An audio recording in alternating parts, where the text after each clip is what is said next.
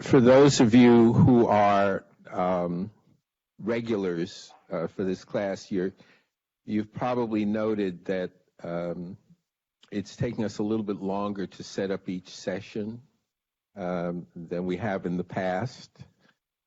And that's because we're trying to do some new things in terms of broadcasting more to the world, and so we're still working out the logistics of our technology, which is why there were 5 people gathered around the computer as though we were in a surgical theater in order to get things set up. But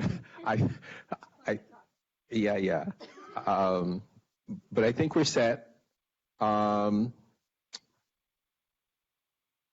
Next week is Martin Luther King's celebration on Monday. That will not affect us, but there won't be much going on campus here. I will announce also that next Wednesday morning, Boston Harbor Now will be holding a symposium on transportation in the seaport. It is next week, right? A forum.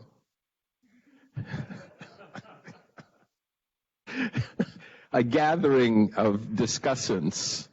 And so for those of you who've been very curious about what's going on with transportation in the seaport, I would encourage you to go to the Boston Harbor Now website, where you can register for that gathering. And that's it for me. You're on. Thank you. Hello, everyone. I want to welcome all of you here tonight. I want to give a shout out to the folks who are watching our live stream. We're going to try to take some of your questions tonight, folks who are watching on Facebook. So please feel free to post them, and also to the people who will be seeing the videos of this. We are building a hopefully global learning community. And in that spirit, it is going to be our practice to take a moment to introduce ourselves to each other. So please look around you, see if there's anyone you don't know, and make eye contact. We don't do that very well in New England. Say hello, and let's work on building these connections that we can start with right here in our own classroom. Hello to all of you. Thank you.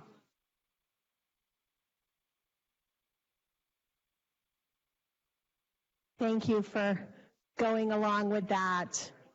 In the spirit of building out that learning community together, our power comes from actually acting on what we're learning, and all of our speakers are going to be bringing up ideas on ways you can take action throughout the semester. But one of the easiest things for all of us to do right away is to be communicating what we're learning, to be spreading the word, to be getting more people here, watching on Facebook, and watching those videos. And so I just wanted to share a couple of resources with you. If you are a fan of social media and use it on a regular basis, you can follow the Policy School at NU_policy. You can follow my lab at Social Impact NU. You can follow TED Shop at Dukakis Center. And then we are using 2 hashtags to promote the course, MKOC Climate, so Myra Craft Open Classroom Climate. And also NU Climate Course. So please do us a favor and just broadcast throughout your networks, invite folks to come. We also want to make sure that everybody's aware of this easy URL to share with people. It's a bit.ly URL. NU Climate Course will bring you to the website where all of our resources are available. We have online resources that all the speakers are helping us compile, and we're adding to that on a weekly basis. That's where the videos live. And that is where people can find out updates and other information about other activities that we're doing. If you want to share it on Facebook, we have a bit.ly for that as well. Climate Change Course FB is the address for that on Facebook. So you can share that easily to all of your friends. I also want to bring attention to this QR code for all of the students in the auditorium.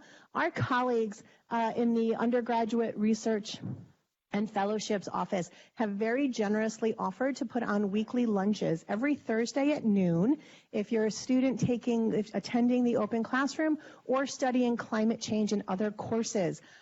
Please feel free to join us to process what we're learning and feeling as we learn more about climate change together. So just put your camera, target your lens on that, and it will open up the RSVP link. And you can let us know that you're coming. Please do RSVP because there's limited seating in Dodge. It's in 450 Dodge, and we just need to have a head count before we finalize the order for that. And there's a bit.ly for that too if you want to share it with your friends. It is just Climate Lunch. I also just want to remind everybody that we also have on Fridays from 2 to 4 for everybody, folks on and off campus, to join us for our climate community gatherings. Those are 2 to 4 in Renaissance Park. On the 3rd floor is where the School of Public Policy and Urban Affairs is, and we invite you all to join us for that too. And with that, I want to hand the mic over to my colleague, Stephen Scyphers, who is not feeling great and is here anyway. So what a trooper. Thank you so much. He's an assistant professor in our Marine and Environmental Sciences program, and he's going to frame tonight's conversation for us about marine and coastal impacts. Let me give you the clicker. Thank you, Rebecca, and thanks to Ted for all the work you guys have done putting this really important class together. I think the conversations that not only happen in this room, but probably spill over to the days beyond are super important societally. So thank you for that, and thank you for your teams that make all this happen. Yes, I'm going to try to get through this without coughing or sneezing, but my apologies if I have to step aside for a second. What I put together is a little bit of an overview of some of the major issues that scientists, managers, and society is really compelled to think about as we think about climate change at the interface of our oceans. And I usually like to start this type of talk by showing an image of some of the systems we work to show how some of these things collide. And this particular image is taken in Key West, Florida, right along US 1. And what you can see is in the right side, you notice that those are mangrove trees. So that's a natural ecosystem. Water quality looks pretty good. And it's a pretty nice, enjoyable, thriving-looking ecosystem. As you start to look west, you can notice there's some human infrastructure that's put in place. So these seawalls. And then there's some kayaks and things in place. So at the image level, this is an area where humans seem to have struck some kind of balance with the ecosystems. So there's elements that we would want to see that are part of nature, and then also some of the things that people really enjoy in these types of spaces. And so what I want to talk about in this kind of context is how is climate change increasingly challenging our ability to achieve these sustainable relationships, and how are they likely to change in the future? And so we'll start with today. I don't know if any of you saw this, if you get the New York Times breaking news alerts, but today this new climate report came out. It's almost numbing how many times we get these now, but the one that came out today said that 2019 was, again, the hottest year in a sequence of the 5 hottest years that led to the hottest decade in history. And so these types of maps are very common to us now. We can see all across the globe, the general trend is warming. And is the mic working good? Did it cut out? How far back?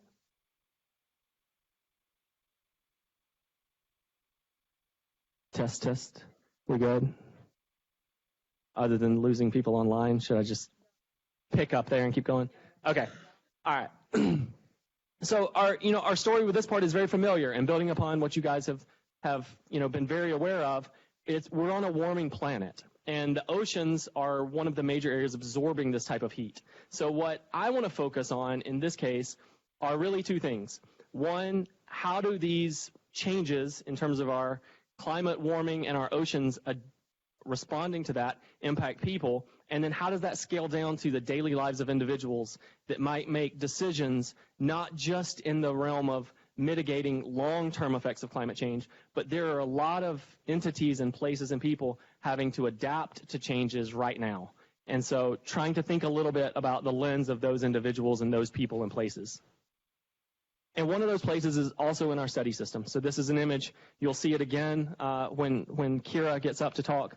But this is one of our research technicians trying to get back to look at one of the sites that we visit very regularly. And one of the days when we got there, we just simply couldn't drive down the road. And we noticed all the residents had put their cars in the middle of their yards. And after some interviewing, it became, yeah, this is generally what you have to do, but we have to do it much more often now. And it begs the question, are these things that were, built with the known flood risk in place, or are these entities, are these things that have changed over some period of time? And it's very clear, even at the local level, that the prevalence and rate of this, dealing with nuisance flooding is increasing. So I'll kind of bounce between some of these general trends and individual level, local level impacts. But what I wanted to start with is some framing. And so there's a lot of resources out there. If you're looking at climate impacts on oceans, there's a million different places to start. The one I chose was the U.S.'s National Climate Assessment. And this is a process to look at how climate-driven warming in the oceans is likely to impact the U.S., with an emphasis on our people and our economy and that type of thing, with recognizing that they're inherently linked to ecosystems, like Professor Helmuth talked about last week, and he's actually been involved in part of this process. So one of the things that I wanted you to take away from this is there's really 3 key messages that were emphasized in the most recent National Climate Assessment. And the first in this space is focused on ocean ecosystems. And these are the things that we hear a lot from the ecological standpoint. Ocean acidification, thinking about how plants and animals in the ocean adapt to warming waters, and all those types of impacts, as these are the entities that are changing in some places very, very rapidly. More news from today, I believe, today or yesterday, Northeastern News released a story on some of the work that our 3Cs program students and their faculty advisors, Professor Steve Vollmer, have been working on, to where they can see these changes happening in the period of time of classes revisiting the same sites through years, and noticing that diseases are spreading through coral reefs at faster rates, and a lot of that is hypothesized or being investigated as being climate linked. So a lot of emphasis here to try to focus on these types of processes. Uh-oh. The next one, which I'll elaborate on a little bit because this is one that my group works on, is marine fisheries. And so very clear, an iconic part of New England, some of the oldest fishing ports in North America, some of the most economically valuable fisheries in the country, all right here in our backyard. And so this is a system where it's really important to understand how our warming waters are impacting our oceans. And a few things have been learned over the past several years in this field of science, and I thought I'd highlight a couple of them. One is that in addition to these big averages of warming, there's a lot of times more localized rapid warming events and then trajectories, so warm currents and warm bodies of water moving on finer scales.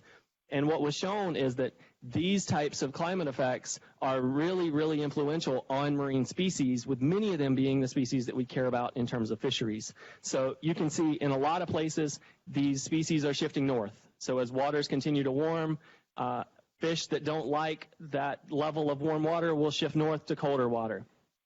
Places like the Gulf of Mexico, you get things that are a little bit weirder. You've got shallow water, they can't go north because of land, so they go deeper. And so you've got organisms moving farther and farther offshore and deeper too. All those things have implications for people, particularly where they fish. So this is an issue that's got a lot of emphasis and a lot of cross-cutting interest between the natural sciences and the social scientists, but also influences the daily life of people who fish.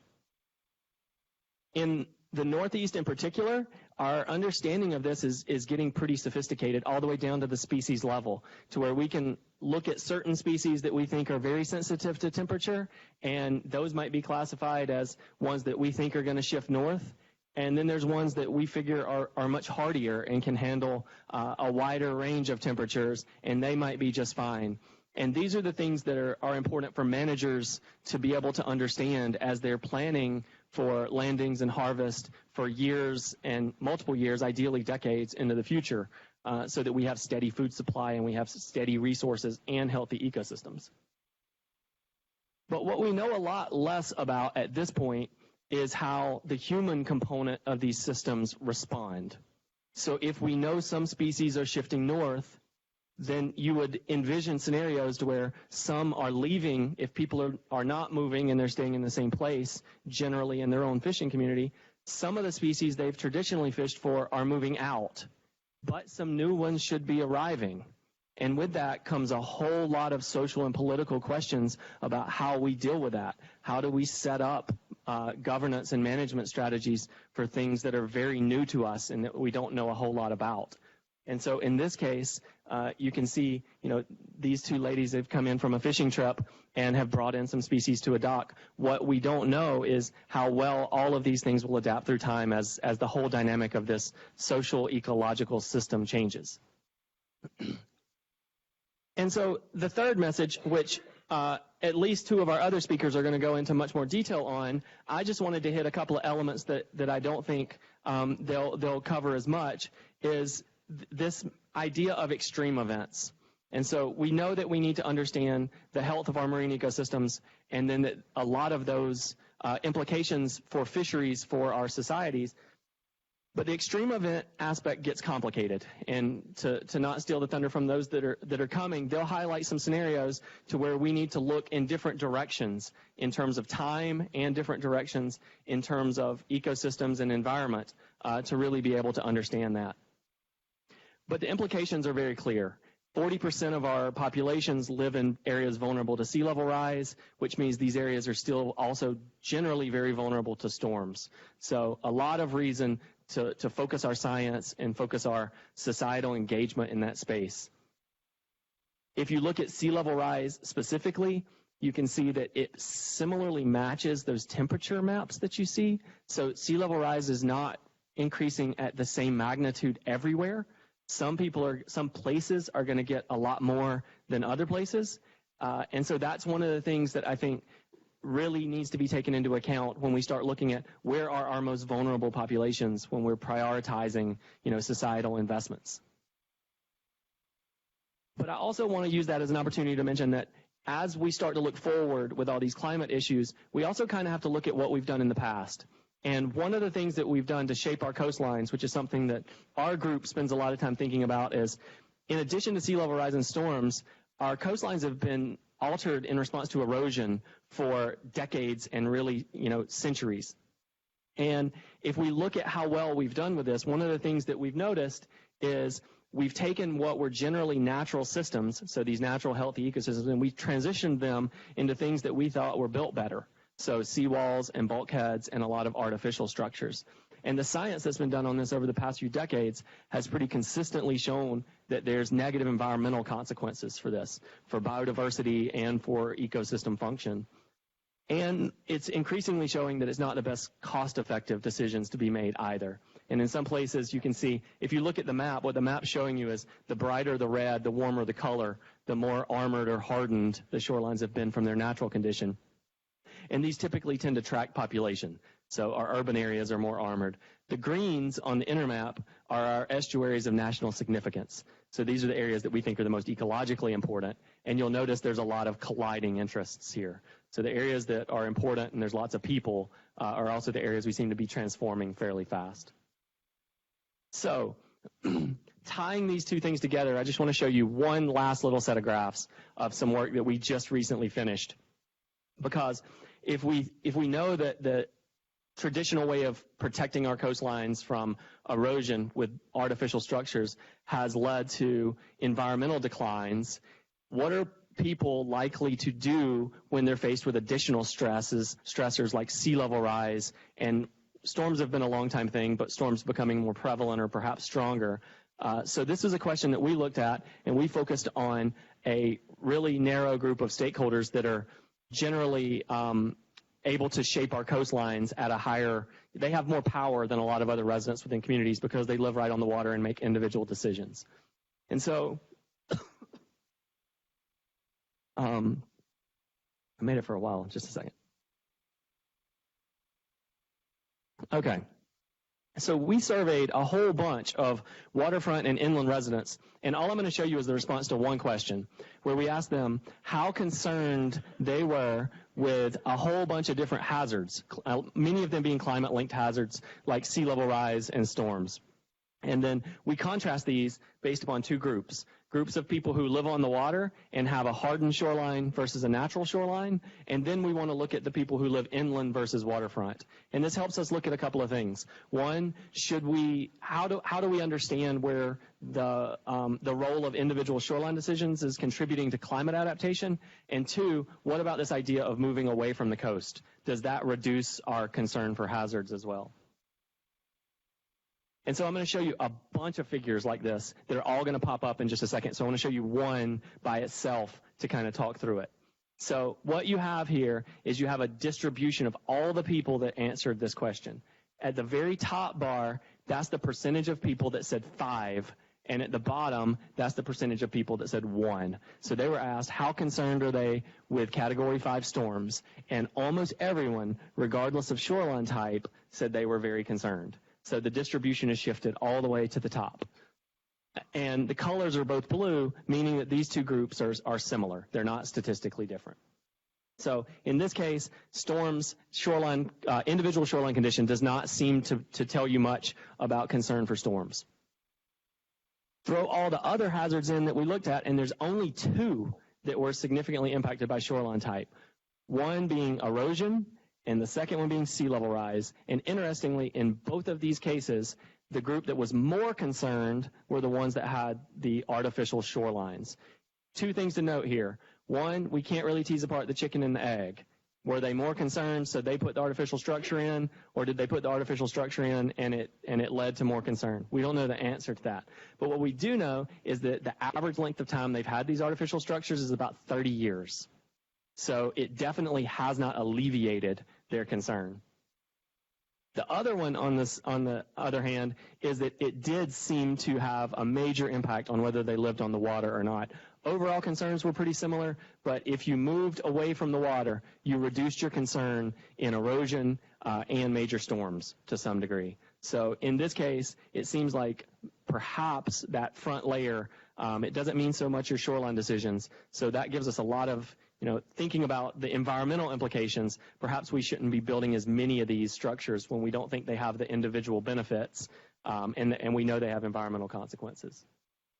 Fortunately, the very last thing is that there's a lot of alternatives. Living shorelines and nature-based coastal protection has really taken off in a lot of the parts of the country where policy's been supportive of this. So there's a lot of other things that we can do. This is my try to be a little bit more uplifting and show you where we're heading in good directions here.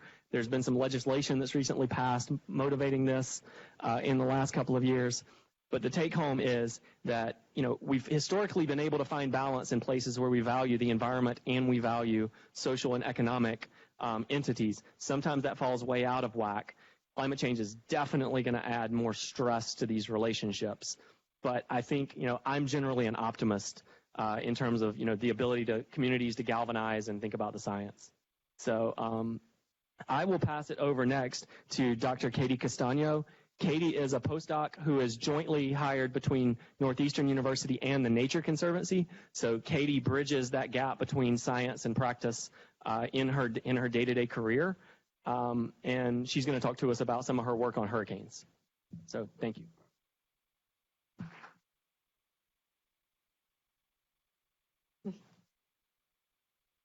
Great, thank you, Stephen. I'm also a little under the weather, so my apologies for any coughing situation. I think I heard some coughs in there. I'm not the only one feeling this way. Okay, great. So thanks, everyone. Today I'm going to be talking about the impacts of hurricanes on salt marshes and the implications that has for coastal resilience. And so I study salt marshes and hurricanes and the impacts that the hurricanes have on the salt marshes over a wide variety of timescales from present day and future impacts to 2,000 years ago. So we'll give you a little bit of background. Let's see. All right, so the big hurricane of record for New England is Hurricane Bob in 1991. Was anybody here? Yeah, okay. So for the folks on Facebook, we had several hands. And Hurricane Bob made impact in Rhode Island as a Category 2 storm. And so you can see that it was a pretty big storm, but it's still technically a Category 1, Category 2 storm is not that intense. You want to see what this looks like in Boston. Here we are. So this picture here, let's see, is this oh, nice.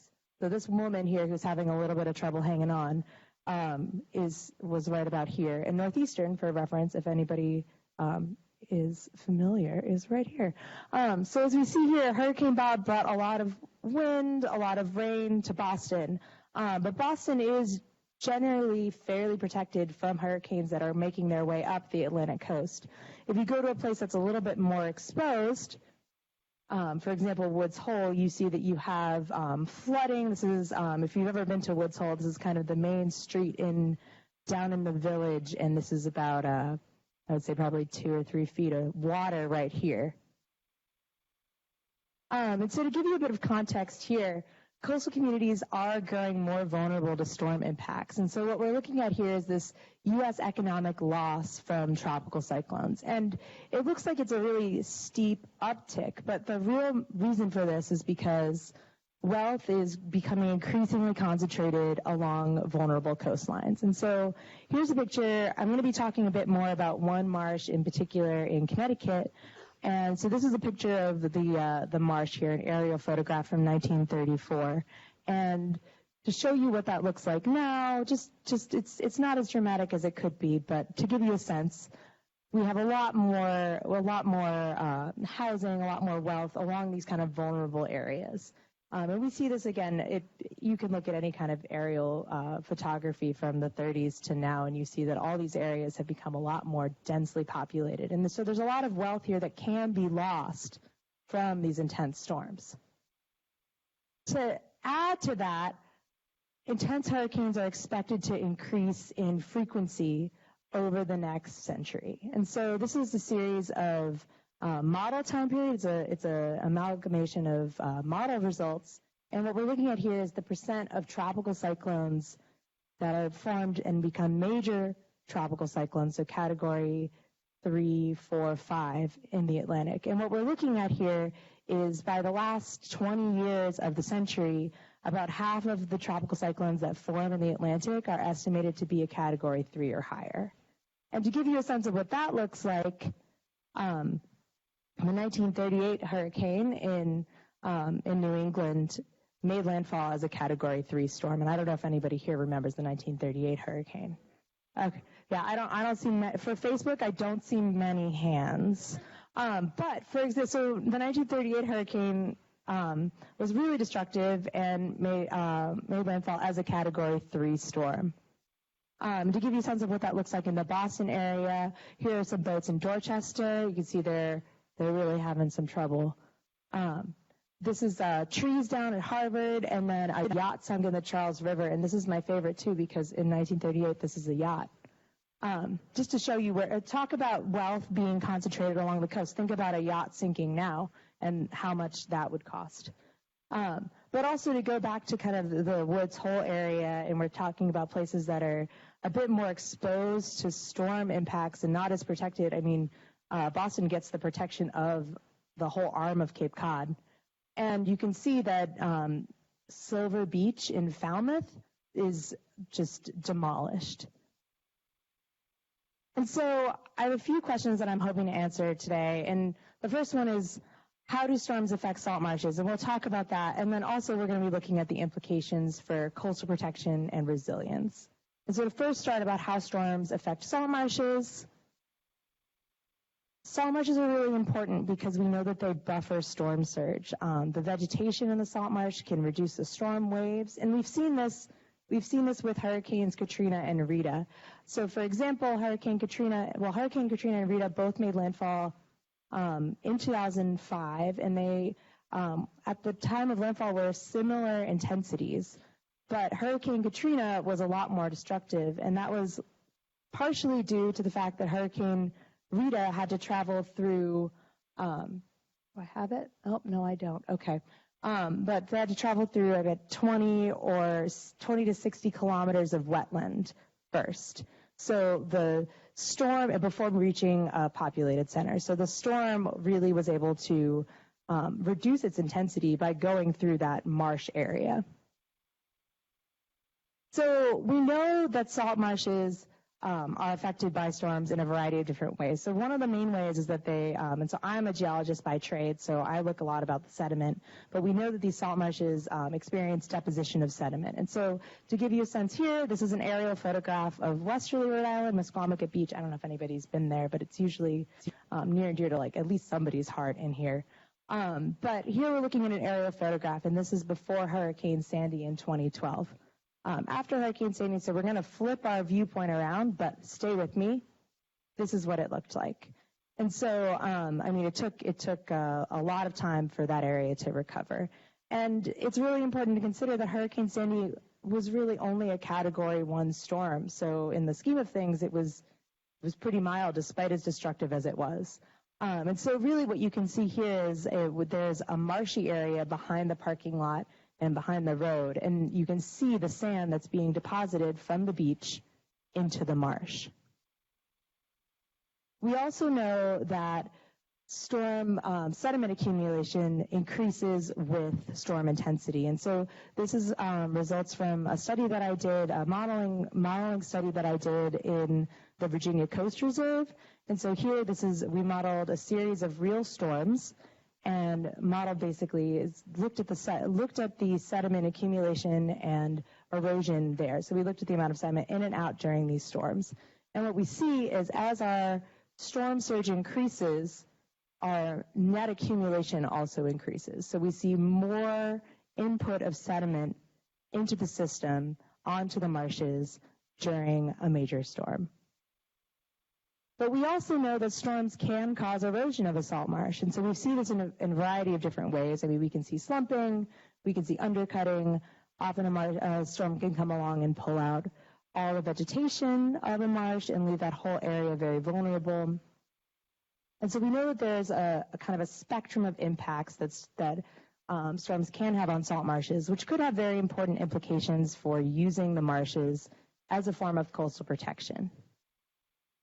So our main issue here is that our hurricane record really only goes back about 400 years. So we really only have records, satellite records going into the 50s and 60s, anecdotal records going into maybe the 1600s, which is which I think personally is a really awesome job to go through the old ship logs and the old diaries of folks who've written down that, in 1635, a storm came and the water came up this high on the church. But we want to go deeper than that, right?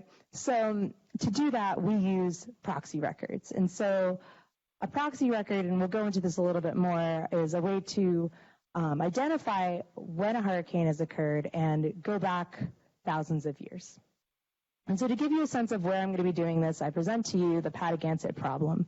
And so here we're at Patagonia Marsh in Niantic, Connecticut. Here's some, it's a really cute picture of some Northeastern co-op students. So maybe any of you recognize them. I'm sure they'll love to know that they're here and now on Facebook. But in 2006, Orson van de Plas published a paper identifying in this marsh a series of missing time that he and his colleagues attributed to erosion. And so that's really important because erosion from major storms. And that's really important because, again, we don't really see massive, widespread erosion like we do. We don't normally see massive, widespread erosion in a salt marsh due to storms like we do here. So we went back. I took my valiant field team back, and we took some sediment cores. And so sediment core, here's one. Here's several here. Has anybody ever had a milkshake? Okay. There's no hands, but I'm sure some people have had milkshakes here. And if anybody's ever had a milkshake and put your thumb on the top of the straw and pulled the milkshake out of the cup. Right, so it's the same sort of thing with the sediment core, except our straw is aluminum and our milkshake is mud. So now you all know how to sediment core, and that's what we did, more or less. To give you a sense of where we're doing that, we're taking these sediment cores in this transect in this Patagonia Marsh in Niantic, Connecticut, coastal Connecticut along the Patagonia River. And so this red line here is this transect that we looked at, and we took a series of cores along the transect. And so to give you a sense of this widespread erosion that Orson van der Plas was talking about, he mapped this erosion as really, this is all this white area is the erosion. And so this was really widespread, it was pervasive, and if it was due to storms, that really could change our understanding of how storms can impact the salt marsh and their capacity for storm protection. So again, here's kind of what it looks like. Here we are taking a core, our Northeastern interns. They do a lot of the hard work, and I get to take pictures of them. This is the perks of being a senior grad student when you have Northeastern co-ops, but also then they get their hands nice and muddy, and I also get muddy too, fear not. So here what we're looking at is an example core, right? So this is what the core looks like when you pull it out of the mud, more or less. And what we'll do is we'll go through and we'll sieve it. We'll sieve, if you've ever been to the beach and used a sieve at the beach, it's the same thing, just a lot smaller, a lot finer. And we sieve at the cutoff between silt and sand. So here what we're looking at are these peaks in coarse fraction. It's the peaks in the sand. So what we're seeing here is every time there's a peak in sand is when you see an overwash deposit, when you see the storm has come and taken the sand from the beach or the shore and deposited onto the marsh. And so we can go through and we can identify these peaks with known storms. And so this works very well for the storms that we know of, and then we can go back in time and we can extend this over thousands of years. But the issue here comes if we're looking for erosion. So if we're looking for lost time, it becomes a bit more complicated. So in this case, we had this core, we had these storm events, and then all of a sudden in the space of time that we thought would maybe be 300 years, it was 600 years. We lost a lot of time here. So to give you a sense of what this looks like in a larger view, here's our transect in a nice, if you were to take a nice slice right down the middle of the marsh, this is kind of what it looks like here.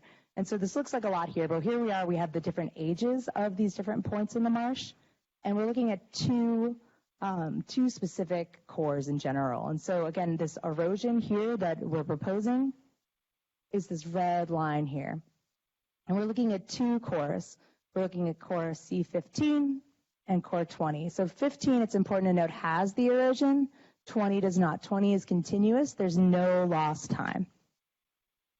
And so this is an age model of our cores. And so what we're looking at here is if you take these radiocarbon, these are dates that are from radiocarbon or isotope analysis, and you're able to go through and use a software program to give us a sense of how old is the mud at every point in time. And what we see here with our core here that has the erosion, that has that feature that we do see a break in the time, whereas in our continuous core that has no erosion, we don't see any break in time. If we look at it another way, here we're looking at, again, our peaks here. So these are all our storm events. All these red dots are storm events. And this dotted line here is where we see the erosion. And so we see here a peak event around our erosion. We think there's something high energy here that caused that sand to come there. But if we look at the amount of time that we lost here, it actually corresponds to a period of several more storms. So there are a lot of storms that we see in this continuous core that we don't see in this core that has the erosion. So there are a few different proposed mechanisms, but here we're feeling fairly confident that there is erosion that occurs in this marsh, despite what we might not necessarily anticipate. Again, we normally see that storms cause accumulation on marshes. So to give you a sense of what this looks like, here's this really cute little cartoon here. But again, we have our marsh, we have a storm. When there's a storm, it deposits a thin layer of sediment here, of sand that we can see in our cores. Over time, the marsh begins to accumulate on top. And then again, we have another, and again, and again, and again, and this continues. Again, if we were to take a sediment core, we could see all of these layers, but we think that it's possible that having this series of sand may have actually weakened the root system of the vegetation and leaving it less resilient to the storm impacts. And so it's possible that a large storm could come and just completely take out a large portion of the marsh.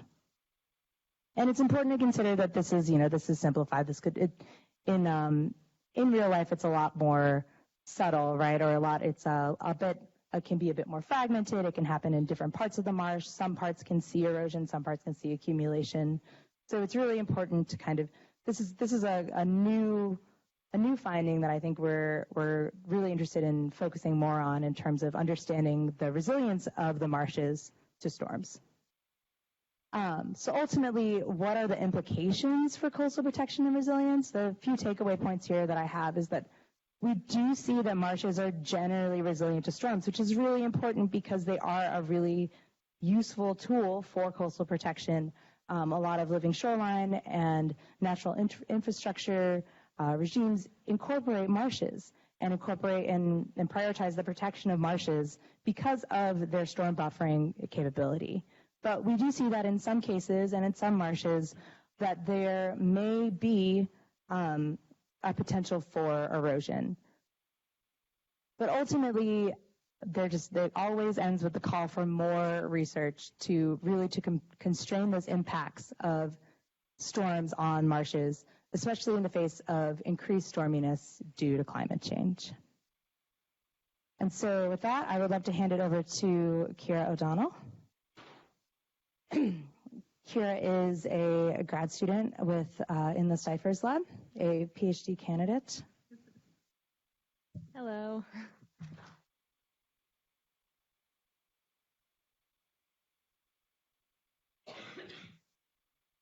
Okay, so we just talked a lot about hurricanes and how they impact the marshes, but I'm actually here to talk to you more about how they kind of impact the people along these coastlines.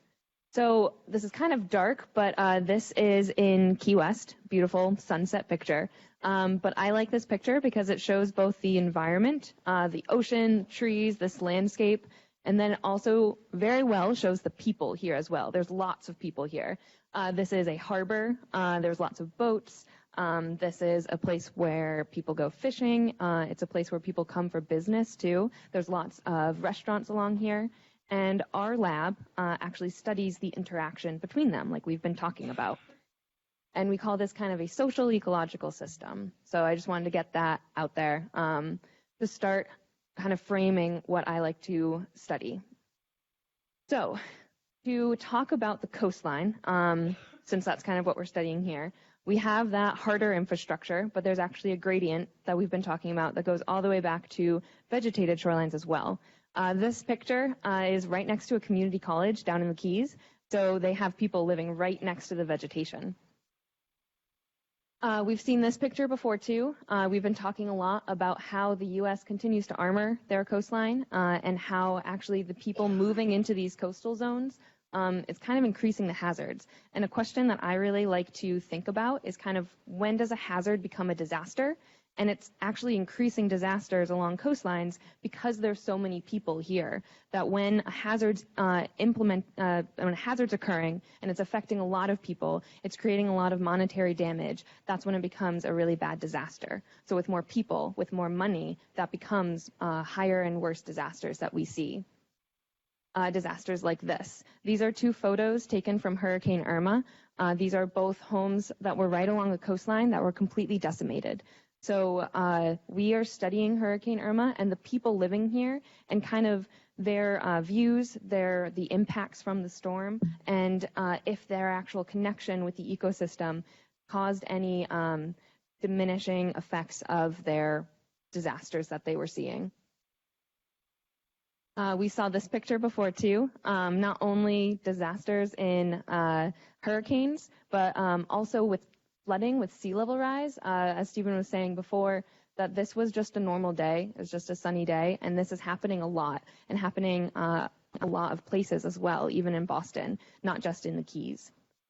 And this was one of our sites. We see mangroves right there, but it's right next to houses, so this is called nuisance flooding. And with sea level rise, we're seeing increases of nuisance flooding. So this brings me to where we're studying this. Specifically, I'm studying the lower Florida Keys here. This area is very interesting to study. One, because they have a really interesting landscape.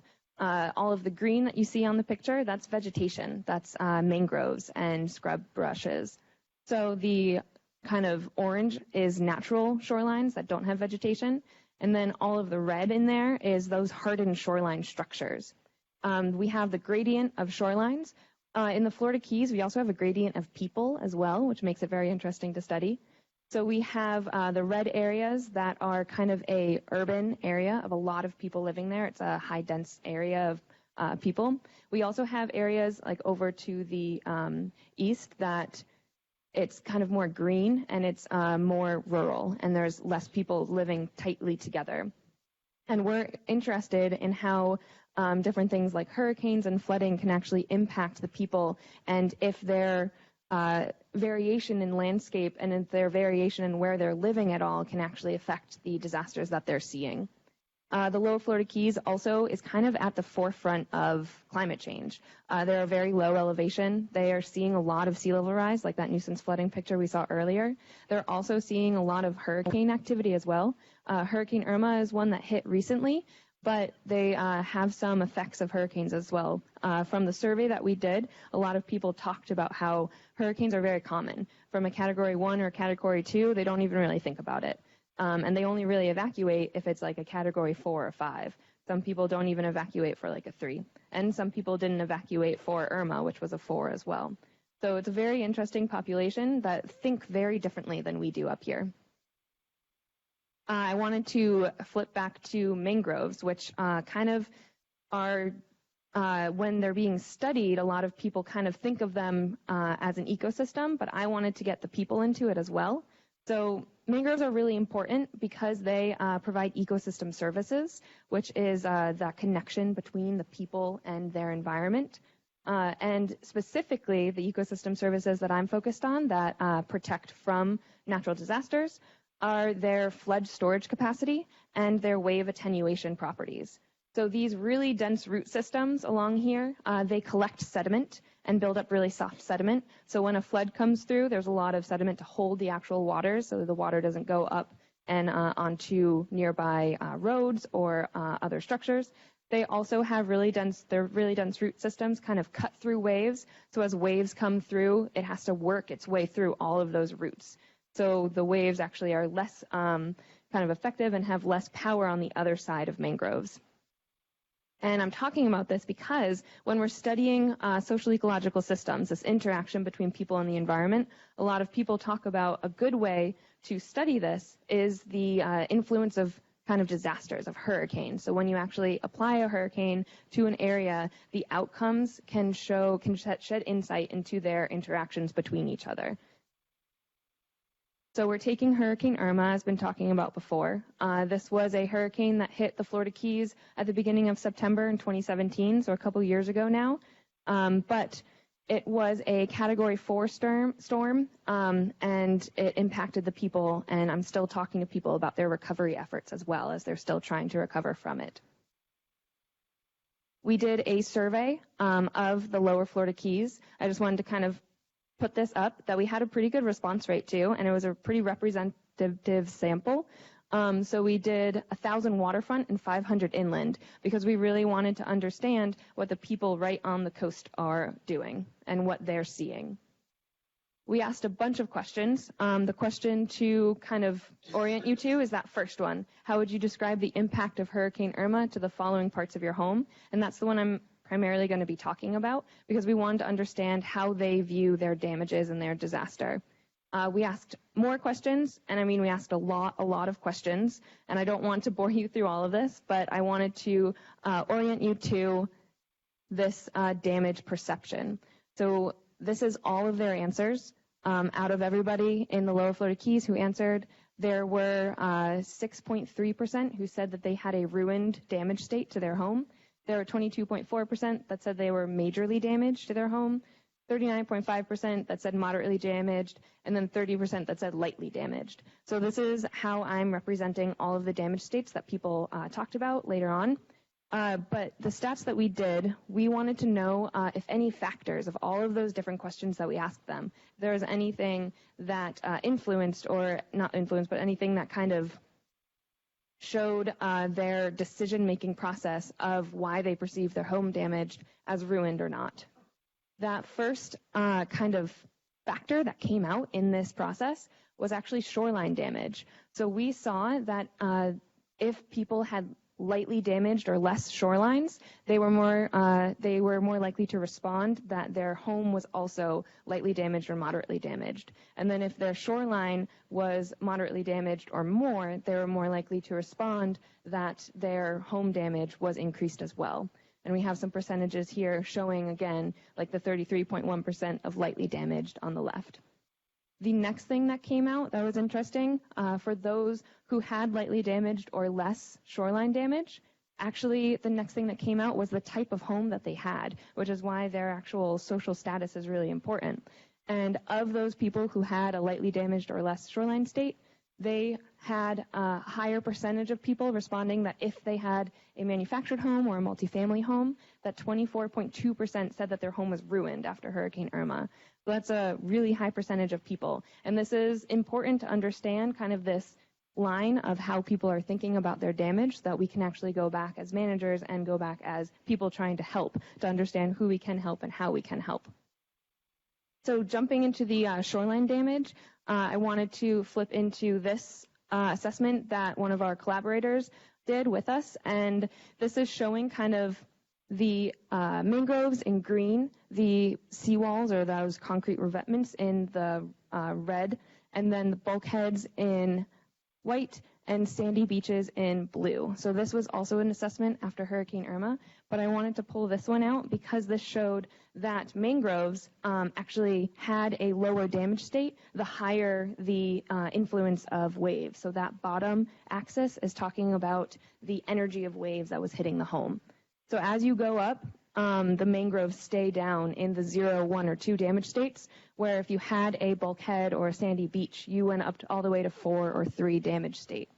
And that was important to kind of see for me, because if people are talking about their shoreline being damaged, then and connecting that to their home being damaged, then this is a lot more important of where they fall in these damage states. One more thing I wanted to pull out from the stuff that I've been doing is we also ask questions about their recovery, because recovery is really important after a storm, of being able to recover and being able to connect this potentially back to shorelines. So we have, again, the wheel of not recovered in red, and the full response rate for 18.8% of people reporting not recovered at all from Hurricane Irma. This was 1 year after the storm that they were responding for this. 25.3% said that they were fully recovered, and 56% said partially recovered. And out of this, the first thing that came out was their perceived home damage state, which kind of makes sense, right? It's their home recovery, their home damage state. But the other thing that I thought was interesting was that if you looked at their physiological recovery, so 9.6% of people saying that they were not physiologically recovered. And also, perceived home damage state came out as well. So their home damage state was really important to their overall recovery, which if their shoreline damage state is also connected to their perceived home damage state, then that is also connected to recovery as well. And so just some key takeaways were perception of home damage. It was linked very highly to their shoreline damage state. So that link is still there, even in disasters, that they have that really connected link to their shorelines.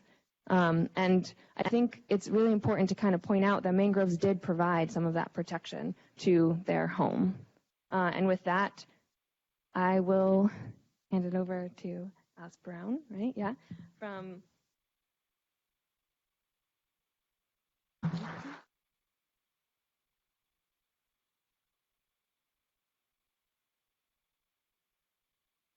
Hello. Oh, there's a lot more people here than I realized. My name is Alice, and I work at an organization called Boston Harbor Now. And I'm curious, raise your hand if you self-identify as someone who can walk to Boston Harbor. Like, I'm within walking distance. Okay, this presentation is for sure for you. Raise your hand if you're someone who... Oh, okay. All right. Raise your hand if you're someone who sees themselves as someone who can bike or take public transit to the harbor. And raise your hand if you're like, I only drive to the harbor. I live far, so I drive. Harbor is driving distance. Okay. So for those of you on the internet, that was about like a quarter and a half and a fifth. There's some not quite right proportion in there. Today, I'm going to try to link what we've just heard from these three incredible people who are part of the Academy with the work that we do at our nonprofit. Boston Harbor Now works across a lot of different disciplines. We're the nonprofit partner for the Boston Harbor Islands. We see ourselves as stewards of the Harbor Walk. We do policy work, we do planning work, we do programming, and we do it through four really important lenses. We think a lot about equity and access, and we think a lot about climate change and resilience.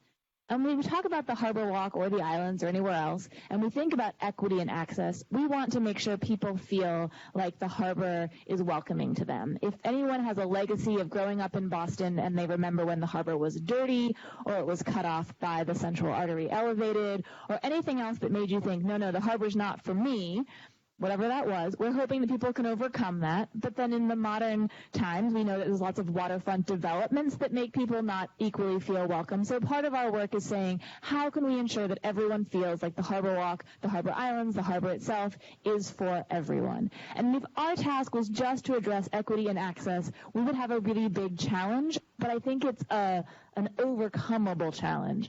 The challenge that we're adding to that is the fact that Boston Harbor is changing dramatically with climate change. And we have to be able to ensure that we're protecting our city from the harbor while not making it feel more exclusive or more cut off or having huge barriers. And we have to do that through the lens of understanding when and how we are impacted by the ocean. This is a tide chart for Boston Harbor. Today, around 2:30, there was a high tide of 10.9 feet, and about an hour after this program ends, there will be a low tide that will be at like -1 feet. So that means over the course of the day today, there will be 12 feet of tidal change. And if you experience that in Boston Harbor today, probably what you're seeing is a seawall where the water rises and falls against the height of the seawall. You can see at low tide a tide line that is along all the seawalls and all the piers. You can see that as a purely vertical element. If you're out at the beach or if you were living in Boston in, say, 1775, what you would have seen is ocean coming in and out, that typical image of a wave coming up at high tide and going way out at low tide. And in Boston in 1775, this is what the city felt like. Downtown Boston and in the north end on the Little Shawmut Peninsula, right in the middle. Northeastern is safely in the official landmass of Massachusetts, and the rest of Boston has been filled in around this. If you lived in Boston in 1775, you knew about the tidal change, you knew how much the tides changed, and if over the next 100 years you were involved in filling any of Boston, you were going to be sure that you filled in enough land that it was higher than the highest of the high tides that you had seen in that era. The problem is that when they were filling things in, they were not planning for 2070. By 2070, many predictions that are standardized now across most of the research that's being done in Boston assume that we're going to have about 36 inches of sea level rise, and then there are going to be storms on top of that. So if you visit the Climate Ready Boston Map Explorer, this is available on your phone or computer, you can look at lots of different layers, and just with 36 inches of sea level rise, this is where high tide will impact Boston. You'll notice that not all of Boston that was filled is flooded instantly because there are places we've built some pretty high-quality infrastructure, like the Charles River Dam. But there are other places where we do not yet have infrastructure in place to protect the city. And certainly if that sea level rise comes with other factors like a 10% storm, so a storm we'd expect to see once every 10 years, though our scientist friends will tell us that even those storms are more frequent and there's no such thing exactly as that anymore. This is what it will look like. And then if you have a 100-year storm or a 1% annual chance storm, you'll have even more of Boston underwater. This is not the future that we are guaranteed to have, both because we could make changes in how we use carbon, but also because we can build different kinds of infrastructure. And I'm going to tell you the story over the next few minutes about the ways that Boston has changed its thinking about climate change and sea level rise. Most of this work is not done by Boston Harbor Now. It's just work that we promote, and we try to explain things to people like you, like how tides work and why you should visit the ocean. In 1985, Boston Harbor was the center of a lot of attention, and the Boston Globe did a really special section that is one of our favorite documents in the office. There's information in it about the brand new harbor walk that was a year old and had 2 tiny sections completed. There are lots of sections about how the cleanup is just beginning and the lawsuit has been won and we're going to build a wastewater treatment plant, lots of great news. And then there's this little tiny article that says, what if sea level rises? Federal scientists are really concerned, and locals don't seem to know about it. Well, today, let me tell you, Boston local officials all know about it. They all care about it, and they're trying to convince the federal government to care about how to change it. If they weren't paying attention between 1985 and 2012, after Hurricane or Superstorm Sandy hit New York, Boston paid a lot more attention. We wanted to be sure that the city was not at risk of the things that happened there. Fortunately, Boston was not really impacted by by Superstorm Sandy because the storm was not as powerful when it got here, and it arrived not at high tide. An organization called the Boston Harbor Association, which became part of what is now Boston Harbor Now, as well as the design firm Sasaki, put together an exhibition called Sea Change. And they looked at just where is there low elevation and what would happen if Superstorm Sandy had arrived, and then you add some sea level rise to that. And they tried to make people aware of all these issues. This was not scientifically grounded. It's called a bathtub model. You just dump water and see where it goes. The Back Bay and Cambridge are not actually yet at risk of this because, again, the Charles River Dam is still doing well. But they were trying to raise the question and say, what could happen? The following year, they put together with some other people, including the Boston Society of Architects, a competition called Living with Water that got people thinking about, what would it mean if we just absorbed the water into the city of Boston? What could we do with that? And by the end of 2015, there was some really good data that had come out from UMass Boston, from the Woods Hole group, that was looking again at something closer to the first maps I showed you. What would it look like at different times with different projections, given existing infrastructure? There are places that are pretty well protected. Notice that Logan Airport, which used to be entirely underwater, is pretty well protected, and I will tell you the people at Massport are doing a lot to make sure that their most important assets are going to handle any storm. And so there's better data coming out. And then the other thing that happened, we didn't get a storm. We just got some blue sky flooding. In 2016, this is me. I got to be in the Boston Globe because I was wandering through the water on a day in which a king tide arrived. So this was, just an average, ordinary, not climate change related event where there was a more than 12-foot high tide combined with a little bit of extra storm surge way out at sea, just, extra wave action. And it meant that Long Wharf was completely flooded.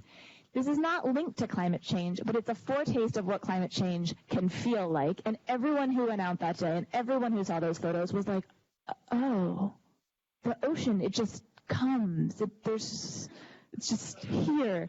And it seems silly, but it's very different to have, the river is big for a day versus the ocean just shows up and then goes away because it's, the power of the tides. The City of Boston released also in 2016 their first Climate Ready report, and then from there they've been doing neighborhood reports ever since.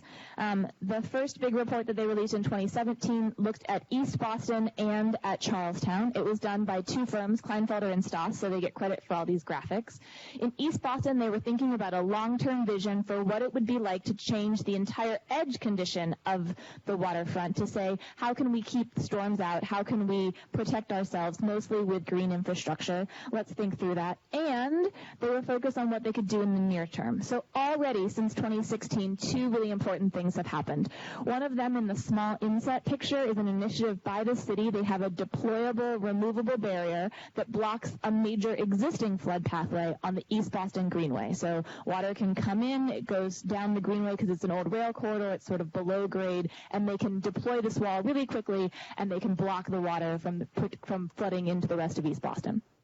The other thing that's happening is the larger photo at Clipper Ship Wharf, which is a new development. They've planted one of the first living shorelines in Boston, and you can watch what happens next. I will tell you that they planted it originally 2 years ago as the building was under construction, and the geese ate every little planting that was out there. And the next year, there were some storms that didn't help the plantings, and in year 3, things are looking much better. The site is mostly open now. It's a really nice section of Harbor Walk, and you can go watch what happens happens with one of Boston's first living shorelines, or reintroduced shorelines. So these are things that are being done today to address future issues. In Charlestown, even though most of you would think about the Navy Yard as being the place that's most vulnerable, in fact, the really vulnerable part is up near Sullivan Square, up where the intersection of Somerville and Everett and the Mystic and Charlestown all come together. So the casino is sort of down by the exit over there, and the big green spot there is an area known as Ryan Playground, and then behind it is the Shraft Center. So they realized that the flooding in Charlestown isn't coming from the part of the ocean we're familiar with, it's coming from back on the Mystic River. And I think, too, we get caught up in the idea that, like, I know what's low and I know where the water's coming. And in fact, I'm really appreciative of the people who are doing the scientific research to say the first flood pathway is here, in places you don't expect. And I think people who might live in Cambridge or are listening from Cambridge know that there are some similar issues at Alewife. You don't sort of think of Alewife as being a place that's going to flood, and yet that's probably Cambridge's most vulnerable section. And then, here are some renderings of things. If Ryan Playground becomes more of a resilient buffer, how do you protect water from getting in there, make it a lot nicer than the park that exists today? And then the little inset is actually the very lowest point in Charlestown is a roadway that they want to elevate, again, right by the Shraft Center. And so they have a plan for elevating that in the next couple of years. And then it always helps to have a storm. I don't like storms, but I sort of love storms because no one can pretend that there isn't a crisis if there's a storm. And in 2018, there were two, and if you were following just an average tide chart, you knew that something bad was going to happen even if there wasn't a storm. They would have been 12 feet tides both days either way. And then there was also a storm. So the blue line completely flooded, not because they didn't get the sandbags out in time, but because the blue line has conduits for all sorts of different kinds of cables and power and vents. And so it flooded not at all at the station entrance, and in fact just about everywhere else. And it got people, again, talking about what does it mean if a dumpster is floating through the seaport? Who's vulnerable? What does it mean that people are vulnerable? And then shortly thereafter, Boston released the climate-ready plan for the seaport, which looks like this. All the black arrows are major flood pathways. So in the seaport, everything is a flood pathway.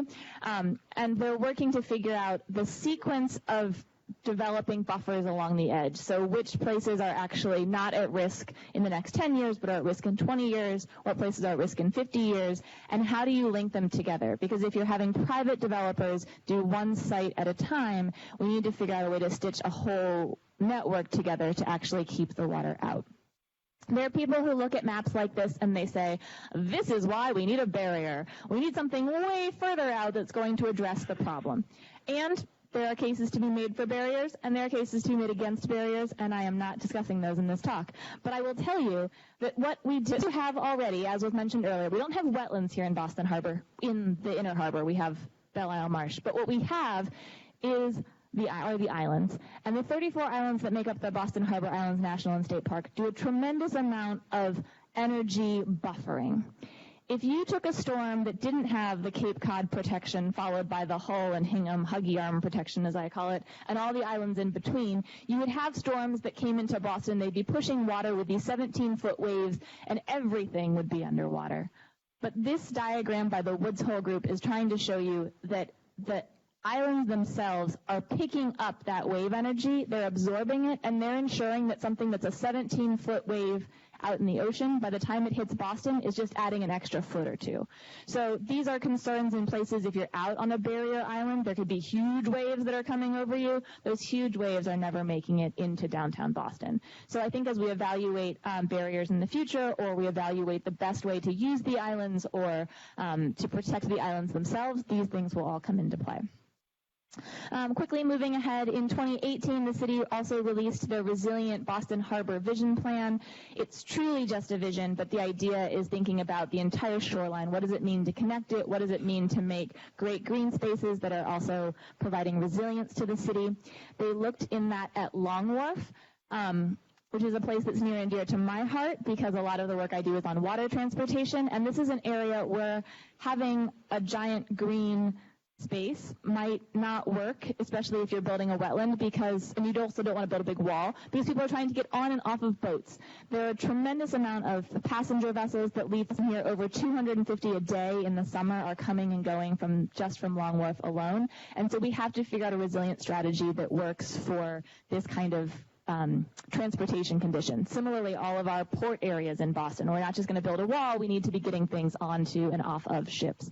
So there's going to be strategies that are different there. The other thing that came out last year is a plan for Moakley Park. It is the city's largest water-adjacent park. It's about 60 acres. It's currently cut off from the harbor by Day Boulevard and Carson Beach, but it may one day be a giant park. It is a major flood pathway that affects not only the South End, but also parts of Dorchester and Roxbury, Chinatown, Woodette Circle, which is maybe going to be developed. And all of these things, the water can come straight through this affordable housing area and into those other neighborhoods. And so the city wants to think about how to redesign the park to provide a buffer to protect those residents. There's a little tiny thing in the middle here. It says Sledding Hill. Sledding Hill actually this is the high point of this giant berm we want to build into the park, so that when you're on the berm, you can look out both towards the ocean, you can look back towards the city, and the berm can provide that protective edge. So it's not right on the water, it's inland a little, but it's providing that same kind of buffering process. And you can see this is looking kind of fuzzy, looking north into downtown Boston and into Southie. There's the berm here, and the area that's currently the beach can completely just be flooded in the future, but the berm will keep the seawater out of the rest of the city. All of the stuff that I've showed you so far is really about places and not about people, and I am hyper aware of that because I just showed you maps and renderings. But I want to tell you that the Metropolitan Area Planning Council has released some really amazing data recently that looks at climate vulnerability, that says not everyone is impacted in the same way by heat or by flooding, and they've done this by breaking down into several elements. So you'll see here that there are issues of exposure, there are issues of sensitivity, and there are issues of adaptive capacity. How quickly can you bounce back? Going to our previous presenters, what kind of housing do you live in? What is your income bracket? What is your ability to respond and react to storms? And they've mapped all of this information, and they've pointed out exactly where Boston and in the region the most vulnerable people are to different kinds of stressors. And this is their map for flooding. So I encourage you to check that out, MAPC Climate Vulnerability Study. Other ways that you can stay involved, I debated making a list of words or a list of links, and this is really fuzzy here. But I want to tell you about a few things worth looking at, and hopefully we'll add it to the website so it's all there. At the state level, there are things called Municipal Vulnerability Protection Grants, or MVP grants, available from the Office of Environmental Affairs. They're really trying to figure out how to fund great new things happening on shorelines across the Commonwealth and along riverine areas, so all different kinds of flooding. So it's the MVP program at the state. The Office of Coastal Zone Management is also thinking really critically about how to change their regulations to ensure that they're prepared to respond to climate change. At the city level, the people who are doing the coolest work in the environment department at the city. They do all of the climate ready planning, and the people at the BPDA also do environmental planning, and they're working with parks to make sure that if it is something that's owned either by the state or the city that's a park, how can we use the park to better protect the city moving forward. And then at the sort of community level, we do cool work, I think. So does the Conservation Law Foundation. They're thinking a lot about climate change and its impacts on the harbor, as is a really great organization in East Boston called Harbor Keepers. So I'm going to trust the team to get all those links out there, and I look forward to continuing the conversation about how we can protect our harbor in the future.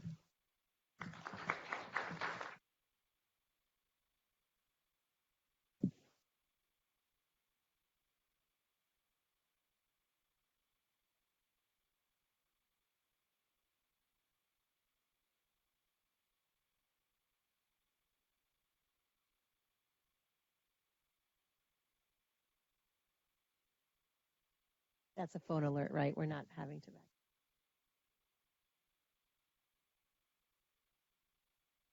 So we are eager to hear questions from the audience and from Facebook.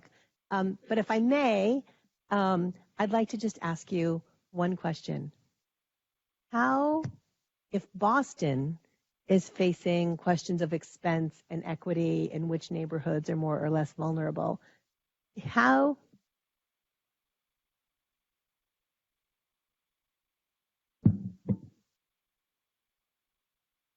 this one will do it. I'll start again. So in Boston, a relatively economically secure city for many, but not all of our residents, we're clearly looking at expense, significant expense. Key West is looking at significant expense. And I'm wondering if you have thoughts about these issues of equity and access to resources, equitable distribution of resources. How are we framing the questions here in ways that might be similar to how everyone around the world in coastal communities needs to be thinking about how we're going to pay for this?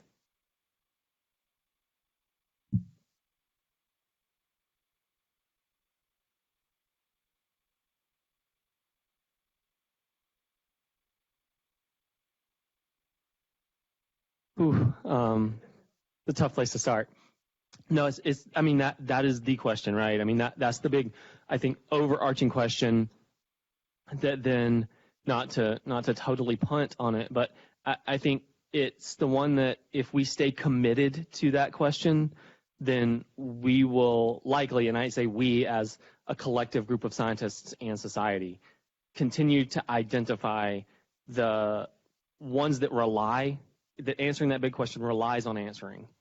And so a lot of what we showed on how does an individual homeowner make decision making directly parallels what Alice was talking about, how planning forward for if you're going to have all of these large developers make decisions, how do you coordinate that through time? And I think if you have that comprehensive level planning, the other things are really value systems that we need to apply to it. I mean, the commitment to equity and the commitment to climate justice or environmental justice. I mean, that kind of has to come from society demanding it of our politicians and of our funding agencies and of our policies, because it's really hard the individual level to address that on their own. But what we can definitely say is something we're seeing. We're seeing that. And the other thing that I would point out, one thing I didn't show in ours is sometimes it's not going to be exactly what we expect it to be.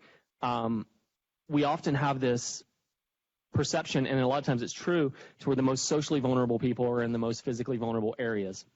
But sometimes it's not that clear, and sometimes it's indirect. In the Florida Keys, waterfront housing is super expensive. So some of the least economically vulnerable people are in those flood zones.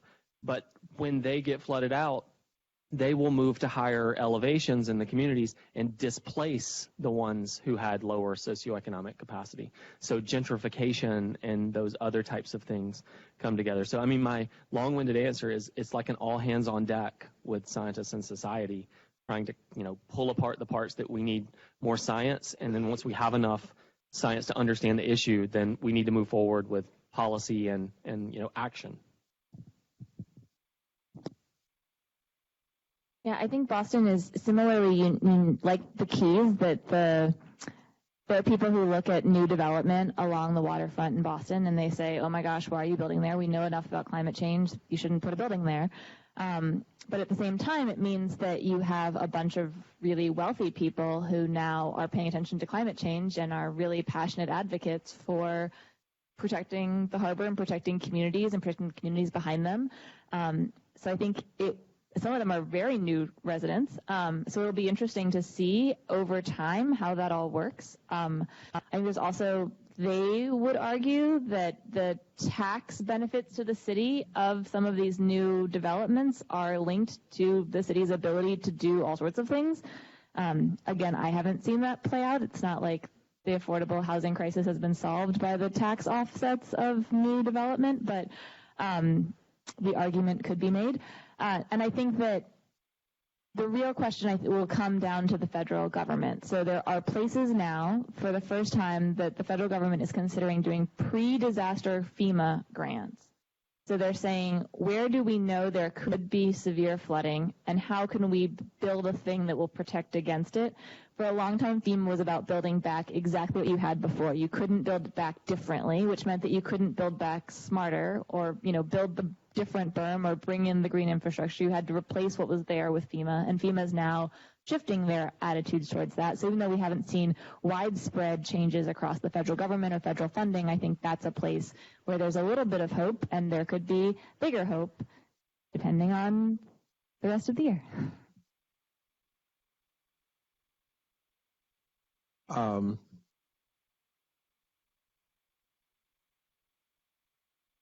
not disagreeing with what Alice says, but I will say that the city's financial planners 20 years ago thought a lot about public services that the city should be offering. And it was clear that because of the very large percentage of real estate in Boston that is tax exempt, including much of the real estate that this university sits on, and the churches and the government offices, that there were limits to how much new revenue could be raised to introduce human and social services to the city, and that you couldn't just continue to raise taxes on triple-deckers in Dorchester. And I know that there were financial planners within city government who looked at what were then virtually empty railroad yards in the seaport that were generating no revenue, and thought, not overly cynically, that the way to generate new revenue for the city would be to fill that real estate with properties that would throw off very high tax revenues, meaning either corporate or high-end condo tax revenues, in order to then support the expenditures that are now being made. The city is building its first libraries in years. The city has provided for preschool for every young person in Boston. There are more police officers. There are a range of services that are now being provided for from the tax revenues being thrown off by individuals and corporations which have not demanded an equal amount in terms of added public service. That is to say, they're not looking for a new firehouse or a new library or a new school in the seaport area. And the city has had the highest bond ratings that it has ever had continuously.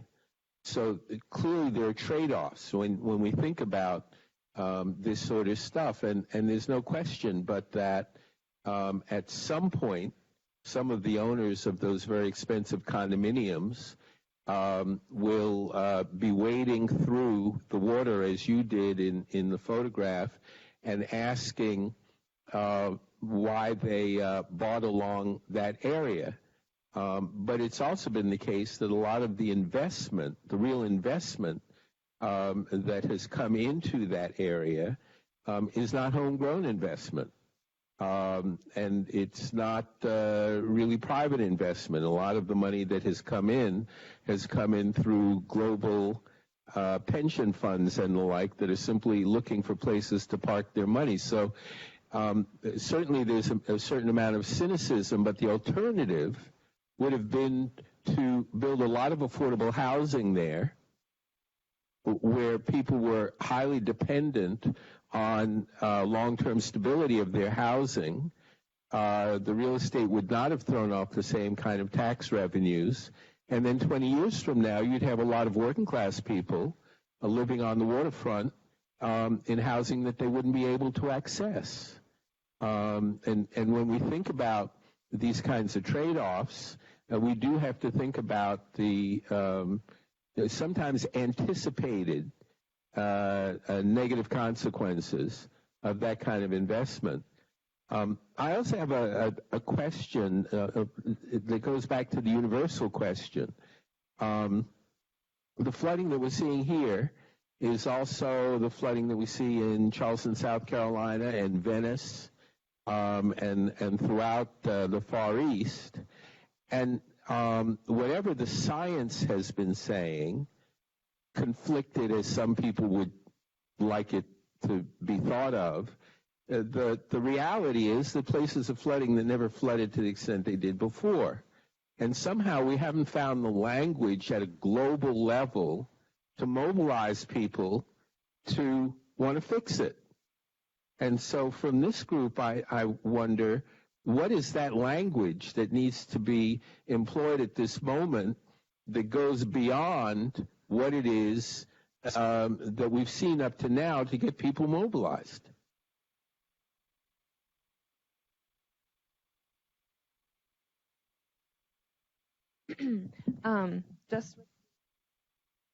Just with the that question right there. I don't know about a specific language, but I feel like people have been told enough of what's going on. Like people we talk to down in the Keys with flooding, they see flooding all the time. They know what's happening. They know what's going on, and they just live with it. Like I remember one day, one of the first times I was down there, it started flooding, and I was so surprised. And I asked someone what was going on. Said, "Oh yeah, they do this all the time." It's like I just have to take a different route to work. So it's just things that they've gotten used to and kind of live with. So I think maybe not a universal language of telling them what's going on, but giving them kind of solutions to it. That's why I think it's really important, like all the climate ready stuff that we're seeing and all the new technologies that are coming along, and giving them an out, not just saying, hey, you're flooding, because they know that. So a solution to it is, I think, is what we need to do and what we're going for, which is exciting. Right, and to add on to that, I think this is something that we see time and time again. Whenever there is a major disaster, I think a lot of our responses are reactionary. And it's unfortunate, but as these really tragic natural disasters become more frequent, I think that might be the tipping point that could cause folks to pay attention. Though it does, something you struggle with, where after Hurricane Sandy, everyone was really interested, and now it's been 8 years, and has it fallen off of the public radar? Maybe. Kind of depends where you are.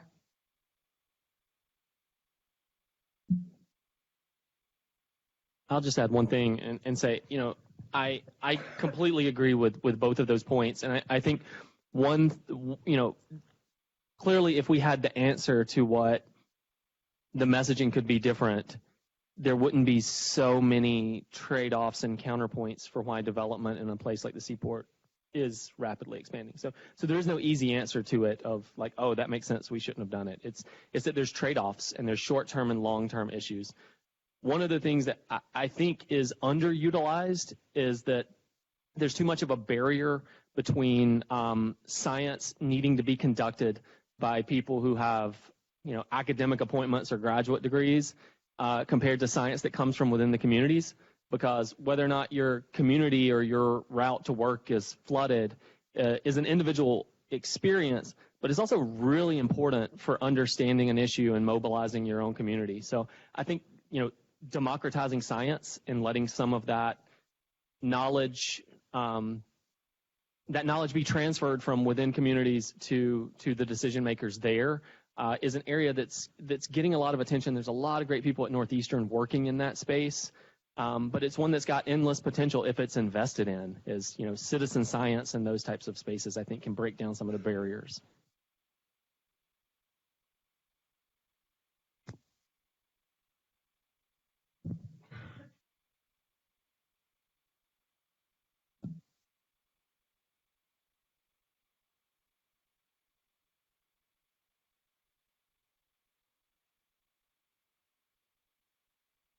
To Katie's point about the 1938 hurricane, I just want to share something that I learned about 10 years ago. There was a book called The Republic of Shade by Thomas Campanella, and he talked about how that hurricane went right up the Connecticut River Valley and destroyed all of the forested lands on that river, all the way up into Vermont. And that timber was determined to have Dutch elm disease. And at that time, the Civilian Conservation Corps was making real progress in dealing with the downed trees. And we entered World War II, and everybody enlisted. And Dutch elm disease spread across New England and killed almost every last elm. So there's another interface between storm and the environment and the societal effort to try and deal with an environmental issue and being stopped by another societal event, and everybody's biosphere being impacted in a negative way for a long-term period of time.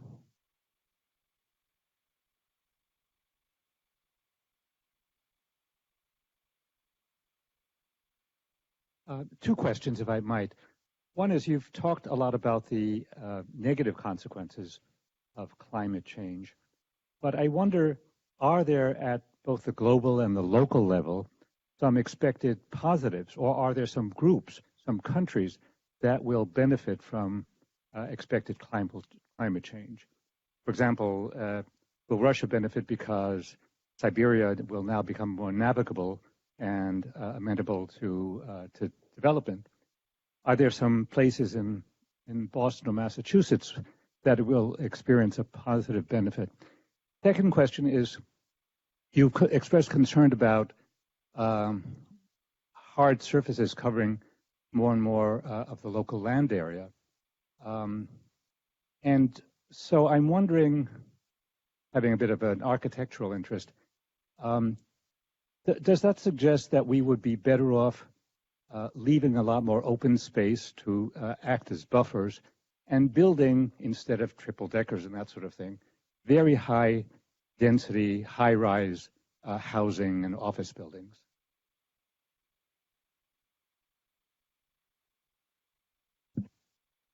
I can touch on the second question. So the high-rise ideas, I mean, down in Florida, you have a lot of homes that are built on stilts. So we have a lot of people who have like mangroves in their backyard and then stilted houses. And I will say, I very much think that mangroves and other vegetation can provide a lot of protection from things like flooding and storms, but they're not fit for every single place, like especially Boston. There's lots of places that they just can't live, these vegetated shorelines, and why we need solutions like those high buildings that can protect from flooding. But there are kind of those checks and balances that the higher you go, the harder it is to protect from wind as well. So you protect from flooding by going high, but then the wind comes and can blow things off its stilts. So you still need the protection of, I think, vegetation and trees that can buffer wind and buffer waves.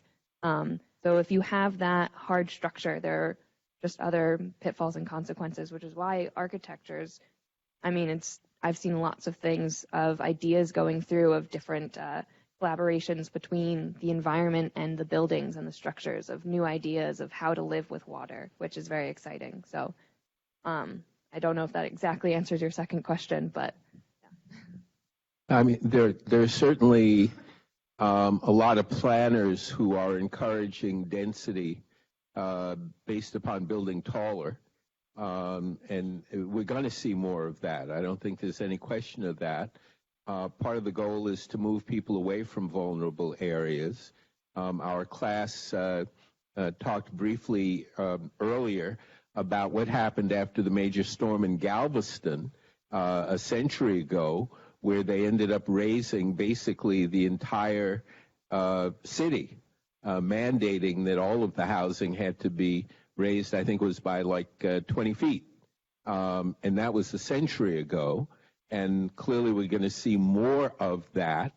But we have a lot to learn from landscape architects. Ian McHarg, who did a lot of research along the Jersey Shore back in the 60s and 70s, pointed out that loss of shoreline and of the marshes was going to destroy parts of South Jersey. To a large extent, he was ignored. And then the storms rolled through and accomplished exactly what he predicted would happen. So the question is, how do we learn from the studies that the environmentalists and the landscape architects in particular have done in order to help us prepare better for what inevitably is coming? I mean, how does Venice deal with that other than trying to build a wall, which they're incapable of building, you know?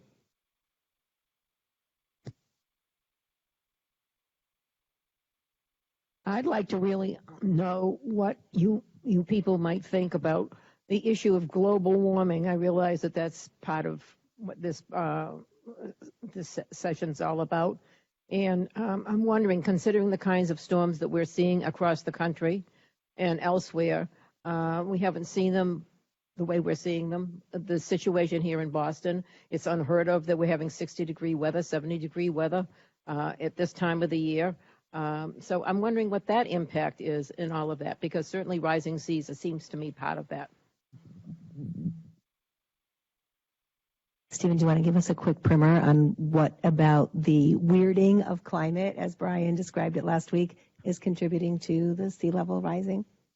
Yeah, so I'll probably will pass it to Katie to talk about the storm part, because it's very much in her wheelhouse. Yeah. For sure. I mean, with the storms, the storms are increasing in intensity. They may not necessarily be increasing in frequency. The climate models are projecting that due to a variety of different factors, but largely the fact that, I mean, hurricanes, when they form, they need a certain amount of energy to form.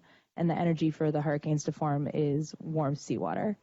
And so depending on where the hurricanes form, often they form off the coast of Africa and then make their way through the Atlantic and up the Atlantic coast. If there's more warm water, storms are more likely to form. They're more likely to form and be more intense. And that's definitely right on the nose. And it's important to know that one 60-degree day in January might not necessarily be an indicator of a broader trend, but obviously when we see many 60-degree days and we see a broader change over the course of several decades, right, we're seeing a general warming trend. But then it's also in terms of warming, I think one of the biggest issues in Boston especially that we're going to be seeing is the impact of heat. So we see a lot of folks that are becoming increasingly vulnerable to heat. Boston, I think some folks have prepared for those really hot, really tough days in the middle of summer, but not everyone, and not all of our infrastructure is air conditioned and prepared. So I think that's kind of our next biggest public health crisis too in terms of global warming.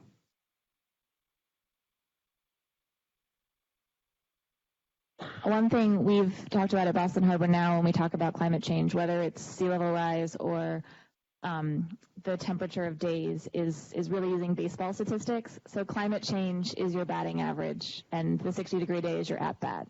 And on any given 60-degree day, you can talk about climate change, or the 20-degree day in March, you're like, oh, there can't be climate change, but it's really about the global trend that we're seeing. It's the accumulation of that. And I think going back to the question of whether there are good things about climate change, I think that every community is experiencing the impacts of it differently.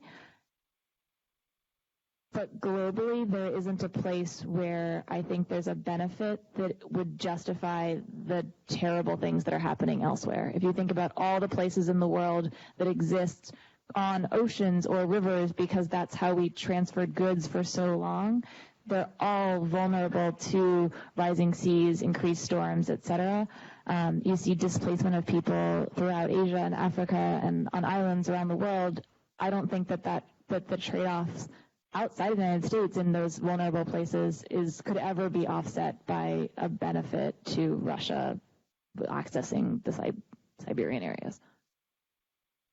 Yeah, there's an open question as to whether the Australian Tennis Open will take place as scheduled this year, because in the preliminary rounds over the last couple of days, the tennis players themselves have found that they can't breathe because of the greatly diminished air quality due to the fires.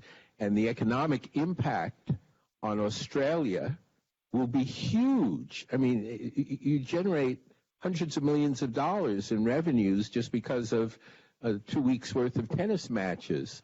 So it really is difficult to point to what the benefits might be from these kinds of climate changes. And that might come back to an earlier question you asked, which is, what is the language that will finally get some of the major actors who can make a big difference in this do what needs to be done?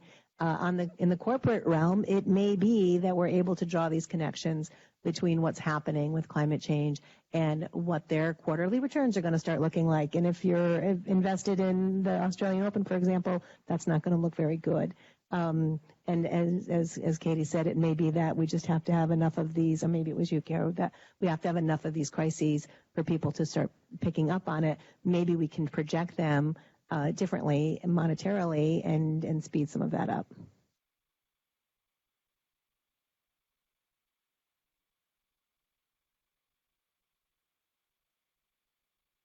Yeah, a couple of years ago at one of the presentations given here on climate issues, it was brought out at that time that the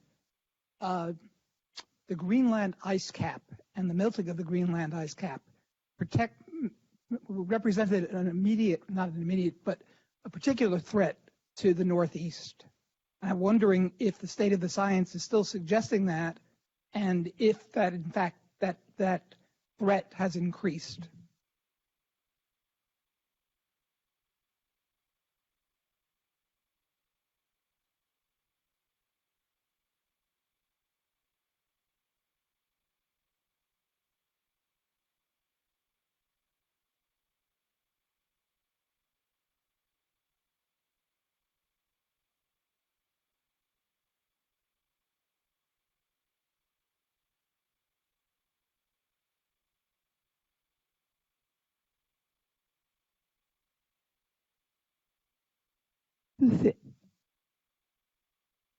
Two things.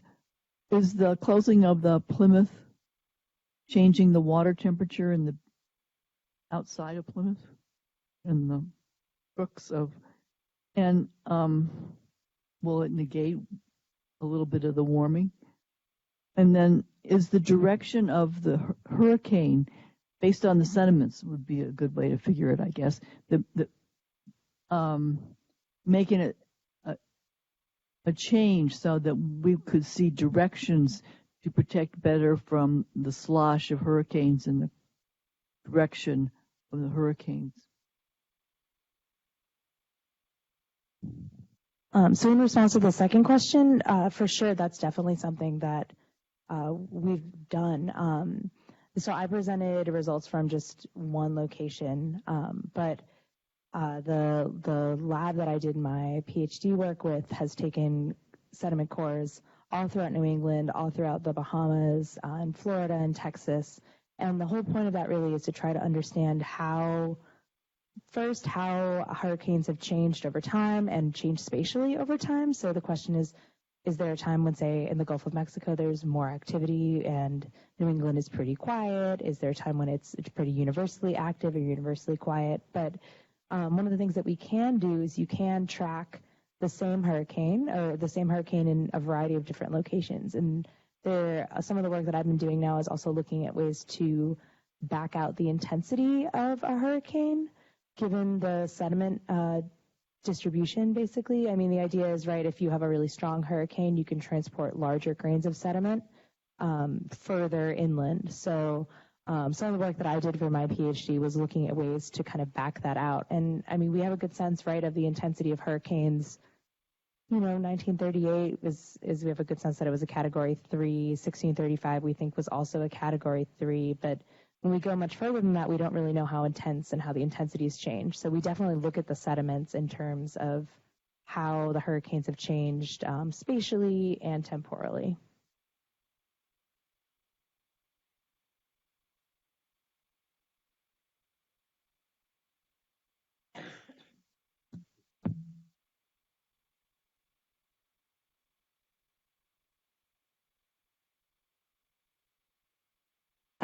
The global climate change temperatures are not going to be impacted by that. There may in Plymouth be some small tidal change because their water is less warm and thus more dense, but that would be the biggest thing. I think, if you look at areas that are really vulnerable and you see much more severe or more rapid phases of sea level rise, it's because the water there is warmer than it used to be. So it's not just how much more water is there, but that the warmer water is, the molecules are farther apart. And so that's why we're seeing sea level rise. So it's a combination of additional, like glacier melt and just molecules spreading apart. So I would doubt that the temperature gradient has changed enough to show up in Plymouth in any way, but there may be some hyperlocal scientist with specific data about that. It wouldn't affect anything very far away from it.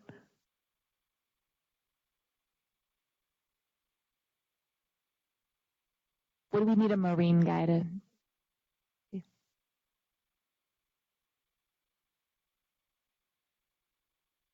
I have a question. In terms of balancing the science with engineering implementation, Alice gave 2 examples of things that were being done in Boston Harbor to mitigate some of the flooding that we see today. So I think I live on Boston Harbor, and I also have a house on Cape Cod on the water. So I believe in climate change. I see it every day, in every tide.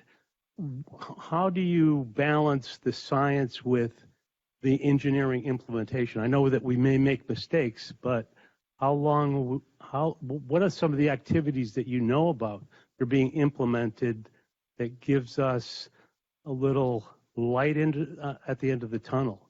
And some of the things that we should be doing, maybe learning from, countries like the Netherlands that have been flooding for, decades, and they've solved some of those problems. I will tell you that the Dutch know a lot, and they know that their knowledge is valuable, and they spend a lot of time in New England and New York telling people about what they've been doing. So that knowledge is spreading for sure. I think there are a lot of engineering solutions people are working on, both gray infrastructure, so traditional seawalls and riprap and things made of concrete, as well as nature-based solutions and green infrastructure. The biggest challenge facing a lot of New England right now is actually regulatory things, or even at the federal level.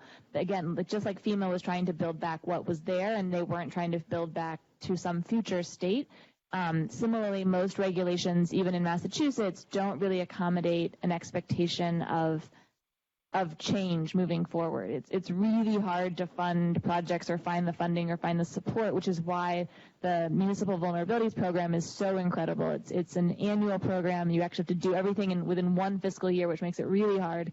But it's about saying, okay, we know your future might be different than your present, and it's actually just really hard regulatorily and in terms of the way most things are funded to do that. So I think you'll see changes at the State House, you'll see changes at the federal level. Those changes are being made, but it's taking time to catch up. That clipper ship project came up against something called Chapter 91, which is actually what allows us to create the great public space along the harbor walk, because they were trying, once they elevated it, what was called their base flood elevation was some new level, and then the building was too high, and they had to recalibrate everything in the Chapter 91 license to allow for the positive changes they were trying to make. And the developers are actually based in Australia, so they have strategies that they were bringing from Australia that they knew worked, and they were trying to apply them here. And then, you have things like, that mangroves work in Florida.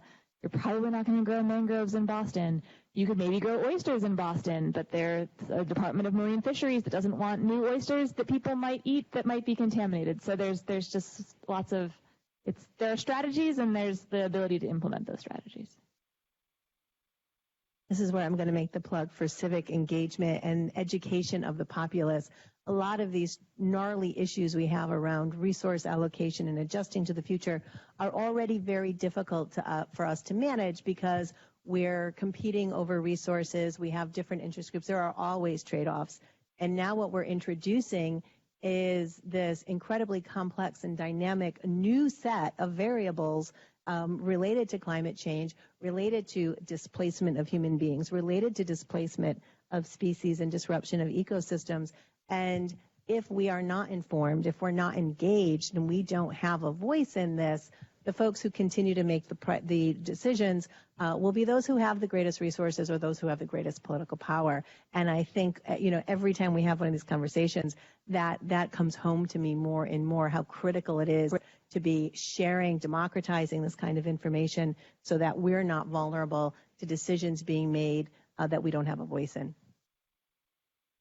The other thing I would just note is that the status quo will not be the same. At Alice's maps of Boston, from just a couple of hundred years ago are very different than the map of Boston that exists today. You know, in the middle of the 19th century, we tore down a mountain and used it as landfill to create the Back Bay and other neighborhoods.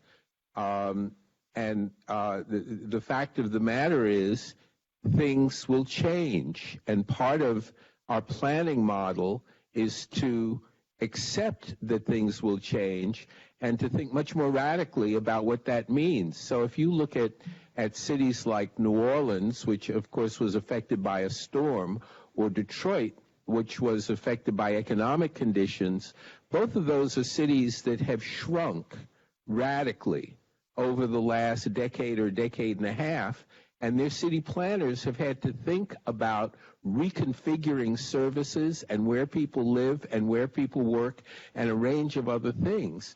And as hard as it is for us in Boston to think of the city having to reconfigure itself, the fact is we may have to do that, meaning moving large numbers of people and industry to other places. And of course that's unthinkable, except that if the wrong storm came through, we might not have any choice. And so planners have to, and policymakers have to think about those potential models as much as they think about protecting what is right now.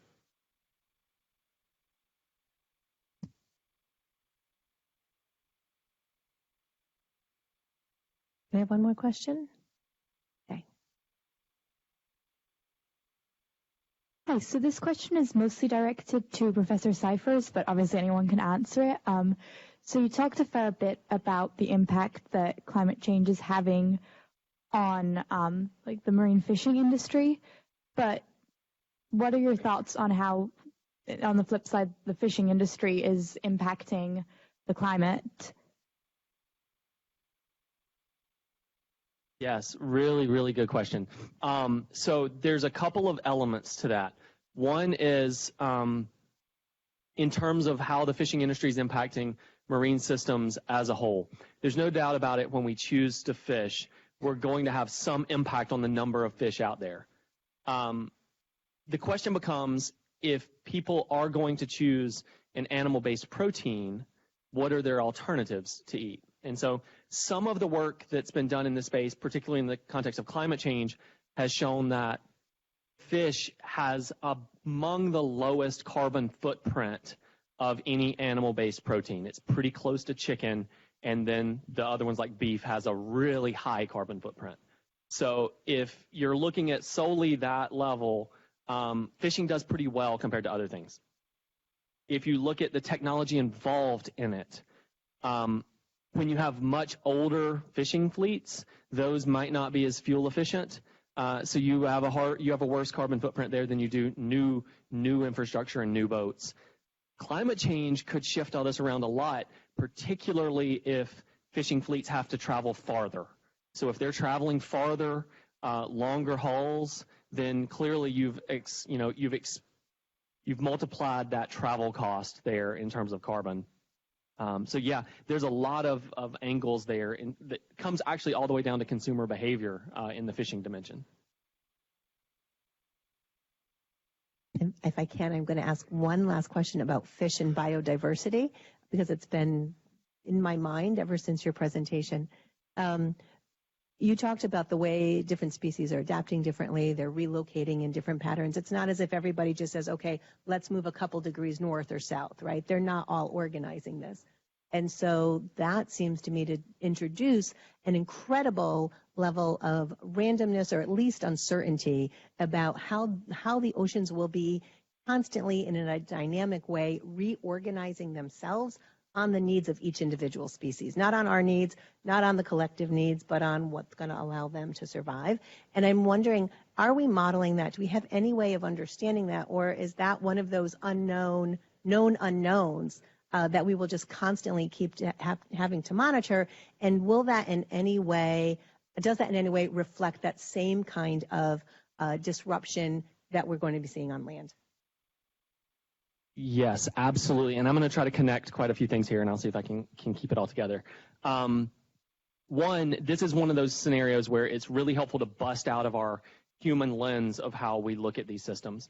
And Professor Helmut's work is really at, a unique perspective scientifically, but also engaging people in this space. So if we can think about the perspective of that shellfish that's experiencing climate change or that fish, it gives you a whole different way of looking at the ecosystems. When some of the questions were asked earlier about how do we communicate, I didn't think about it at the time, but some of the things through like virtual reality and other ways of looking at ecosystems can help us visualize changes that are really hard to communicate in other forms. Really hard to sit here and talk through a microphone and say, if this species of fish shifts north, it's going to interact with one that we already care about, and outcome is going to be this, because we don't know in a lot of those instances. But as the science can fill in those gaps, if we can communicate those in ways that people, understand and appreciate, I think that will help a lot. And then the last point that I wanted to bring in on this is in the earlier question about will there be winners, I would phrase my response in the way of that there will most certainly be opportunities as these changes occur.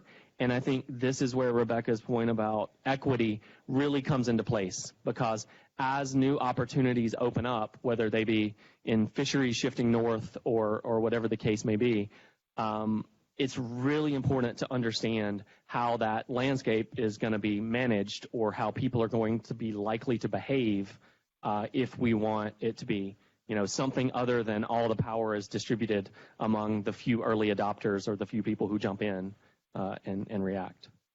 Thank you.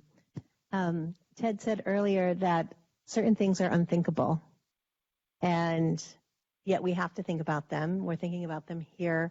We'll continue to think about them throughout the semester, and it's one of the reasons that we decided to build in this moment that we're all going to take at the end, just to kind of process what we've heard tonight, process the unthinkable, and again, ponder what we want to continue learning about this week and action steps that we might want to take. So let's just give each other our moment of contemplation, and then we'll end things up.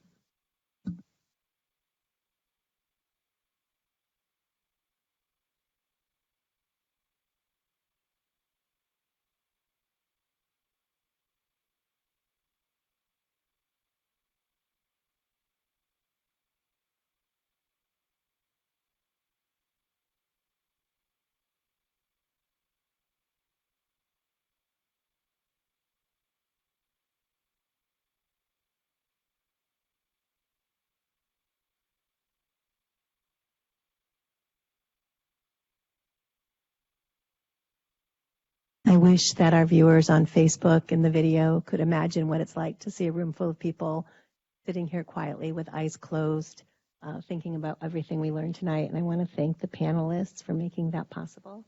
Ed, any final words of wisdom for us?